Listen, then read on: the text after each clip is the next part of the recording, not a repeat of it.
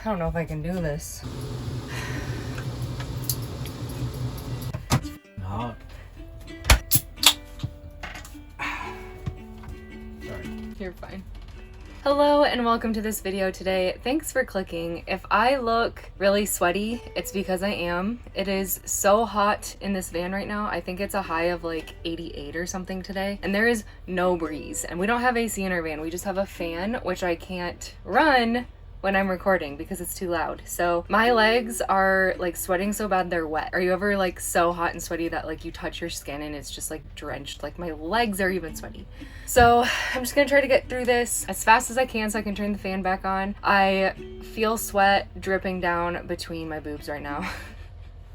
My name is Claire, I'm 29 years old, and I make YouTube videos about my life. For the past 13 months, it's mostly centered around living in a van. But today we're gonna do a little something different. I wanted to discuss how to do a mental health check-in with yourself. So this is the type of video you might find it's better to just listen to, because it's just gonna be my face up on the screen for the entirety of what I'm about to say. I have a nice little drink with me. It is a vintage cola OLIPOP. It tastes just like a regular Coca-Cola, but it has 32 grams of fiber and only 2 grams of added sugar, which I think that's a pretty good deal if you're going to be drinking a pop. Non-alcoholic drinks are something I've been finding a lot of joy in lately, so I've been embracing that. Another yummy and somewhat healthy option is the Culture Pop sodas, so if you're into that kind of thing, I'd check those out. Mental health checks are actually super simple, and if you're an anal or attentive personality like me, you might find if you're not having the best day, just doing this quickly in your head makes you feel more on track and a little bit better overall. Side note,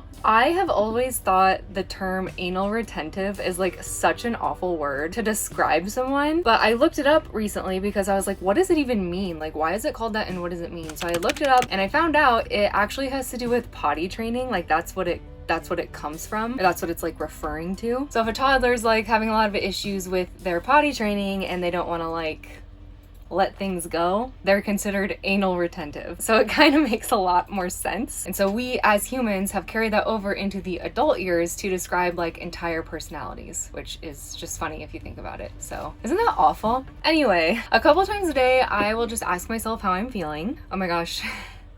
Andy couldn't handle it anymore, so he stepped outside and he left the door open and there's like a slight breeze.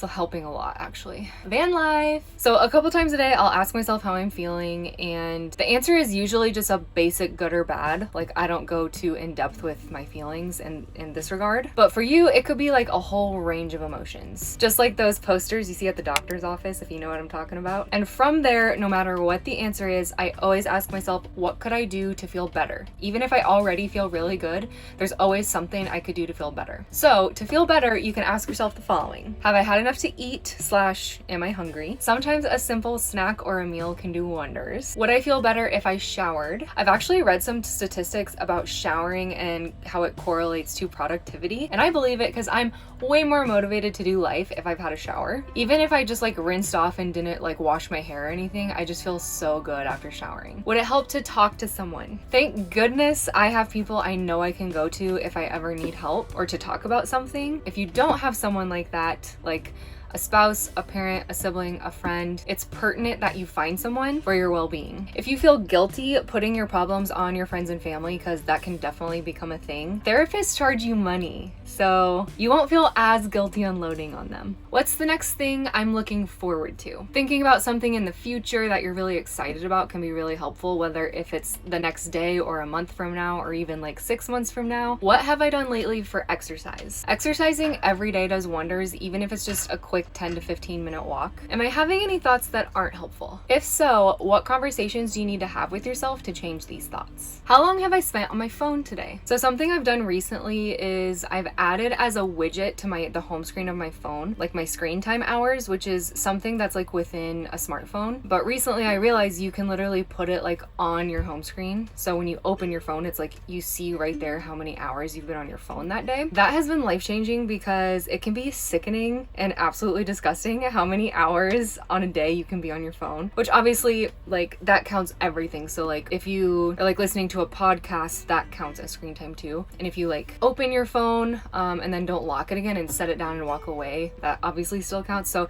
it's not like the most accurate thing, but it's definitely helpful because you can have like a number in your head for what you want to stay under hours wise. Obviously, the more screen time you have, the worse you're gonna feel over time. So the more you can combat like how many hours a day you're looking at a screen, the better you're gonna feel. After all this, I've usually figured out a plan and a next step. So I do that and I go on with my day. But sometimes after all that, none of it really helps. So at that point, I would ask myself, am I just being hard on myself? I am hard on myself a lot, as I know a lot of people are. And I think it's important to remember that it's okay to not do everything on my to-do list, or sometimes you can just spend the day reading or just watching TV. That's totally okay to do that once in a while. So if you think about it, it all comes back to the basics. Staying hydrated and fueled, getting exercise, limiting screen time, general hygiene, all that. But sometimes if you're not in a positive mental health space, doing like the simplest of tasks can feel overwhelming. So that's why I think mental health check-ins work really well, because it can help you choose just one small step to take instead of like an entire list of big things. So within the same vein of mental health check-ins, here are some resources that you might find helpful and really enjoy. Digital Diary with Hannah Elise is a podcast that I've been listening to. I started listening to it in like January, I think. One of my goals for the new year was to like listen to less true crime podcasts and more like positive productivity,